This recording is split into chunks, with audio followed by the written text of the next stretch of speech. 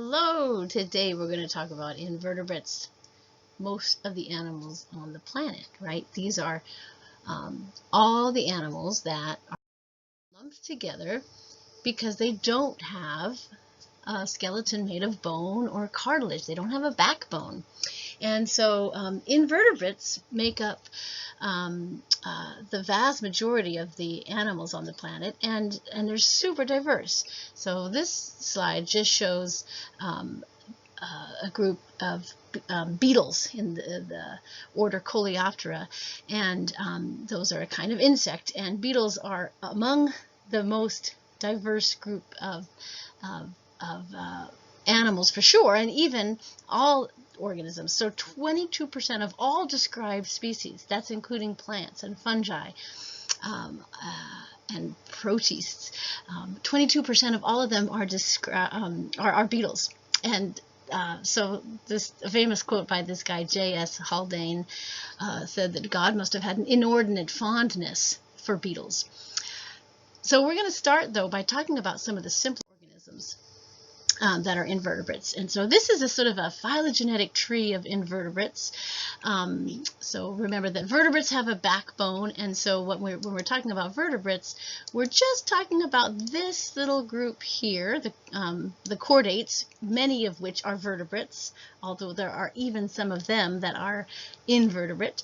But the rest of these, the echinoderms, the arthropods, roundworms, annelids, mollusks, flatworms, rotifers, lophophores, comb jellies, cnidarians, and sponges, all of these are also invertebrates, lack a backbone, and we're going to start with the simplest of these, the sponges, that are kind of in a sense, at the base of the animal kingdom. So sponges are the simplest, partly because their cells do not congregate into tissues. They don't work as closely together as tissues like our epidermis or our dermis or our muscle tissue. So their cells, they do communicate with each other, but they don't form something as complex as tissues. And we know they communicate with each other as individual cells, which is kind of an animal feature, because a sponge that's passed through a sieve will form many smaller individual sponges.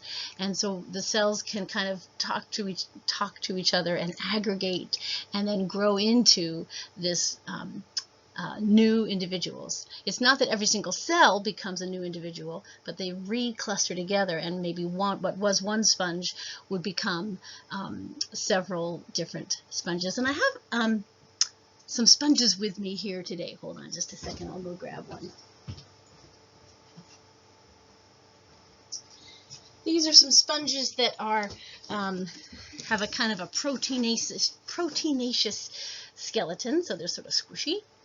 And this is another one that resembles more of what you might see in a bath sponge. And then this is a more delicate one still, with lots of different arms to it. But what all sponges have in common, where are you, is this porous body. So they have little pores coming into the side, and then they have a pores that are leading out from the tip of the sponge. And that's really relevant to how they feed. Before we go on, let me get one more sponge. That is this one here, called a glass sponge. And oh, it is very beautiful and very delicate. Here's what it looks like. Kind of phallic. In fact, in some cultures, this is given as a wedding gift because a little pair of shrimp will swim around the inside of this sponge, and eventually they get caught in the glass framework, and just like a marriage, right?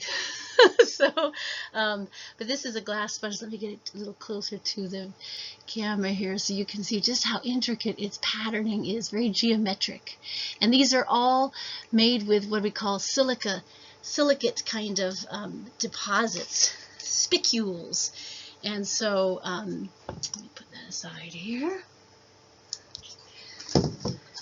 And so you can see in the next video that we're going to see, you can see sponges pumping water through their side pores and then out through what's called the osculum at the top. This hole would be the osculum here. These would be these little side pores. And you can see that the sponge does have specialized cells.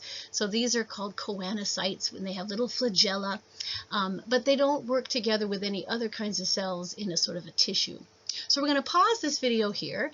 I want you to move on to the next step of this module, in which you'll watch a video that shows you how much water a sponge pumps through its body to filter out the food.